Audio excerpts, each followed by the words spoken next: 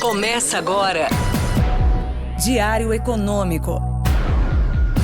Um oferecimento do Canal Rural.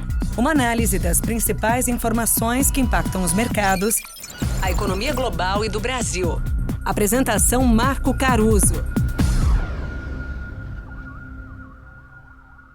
Fala pessoal, tudo bem? Bom dia. Um clichê famoso em economia é que tudo seria cíclico. E realmente tem sim muita coisa cíclica. Basicamente porque algumas forças da economia atuam dessa forma até a gente voltar para algum tipo de equilíbrio. Para os nerds aí de plantão, é o que a ciência chama de mecanismo de feedback negativo. Pode procurar no seu site de pesquisa ou na inteligência artificial de sua preferência.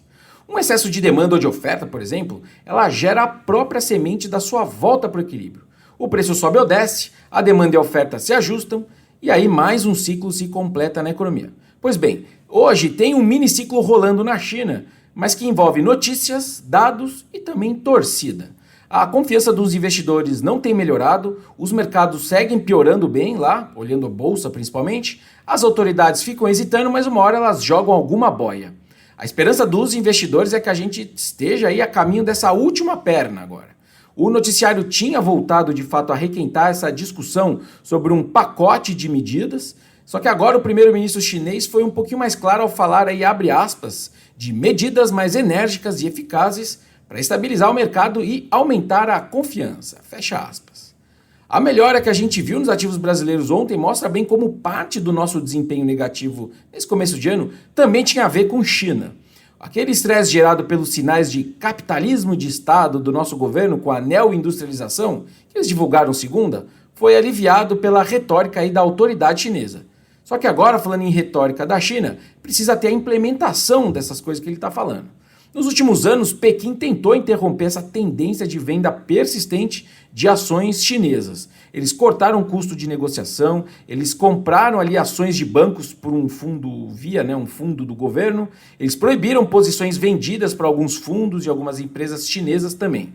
Dessa vez, o governo quer mobilizar cerca de 2 trilhões de yuans, que dá aí uns 250, 300 bi de dólares, de contas offshore de estatais chinesas, como parte de um fundo de estabilização que vai comprar ações no mercado interno. São paliativos, né? Porque a desconfiança do mundo, do resto do mundo, é com a mão pesada do governo na regulação de vários setores e também no crescimento potencial do PIB deles, que parece estar em queda.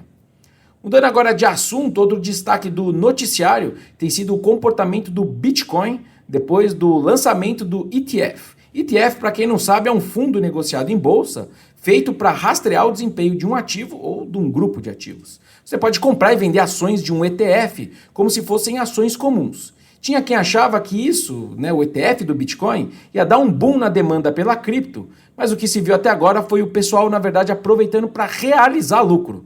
O Bitcoin perdeu 15% mais ou menos de valor nas últimas 2 semanas. O ETF, ele dá credibilidade para o Bitcoin, é verdade, mas não deu essa demanda extra como o pessoal imaginava. Falando agora de Brasil, a novidade que a gente teve foi a surpresa positiva com a arrecadação em dezembro. Foi reflexo, na verdade, do incentivo que se deu de se antecipar pagamentos de impostos por conta ali dos fundos exclusivos e offshore depois que o governo mudou aquelas medidas de tributação.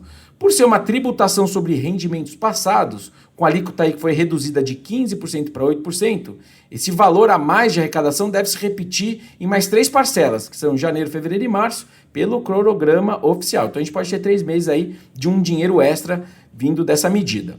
Fora isso, o governo também espera que a gente comece a aparecer aí os impactos das outras medidas que eles aprovaram no Congresso daqui para frente na arrecadação. Olhando para o ano, a arrecadação de 2024, o foco vai ser entender o quanto que essas medidas extraordinárias vão conseguir compensar uma tendência que a gente também está vendo de desaceleração da arrecadação por conta de um PIB mais fraco e também por conta dos preços das commodities que estão mais baixos.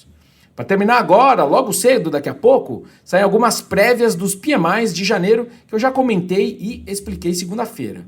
O embate nesses dados, principalmente quando a gente está falando dos PMIs dos países da Europa, vai ser que, de um lado, você teve um tom no final do ano passado desses PMIs que estava melhorando, você tinha PMIs melhores, só que agora a gente pode já ter alguns efeitos negativos das interrupções que a gente está vendo no Mar Vermelho, que pioram aí o comércio e, consequentemente, a confiança dos gerentes de compra. Vamos ver. Bom dia, bons negócios e sorte sempre. Você ouviu Diário Econômico, um oferecimento do Canal Rural. Uma análise das principais informações que impactam os mercados, a economia global e do Brasil. De segunda a sexta, às 6 da manhã, no Spotify e YouTube.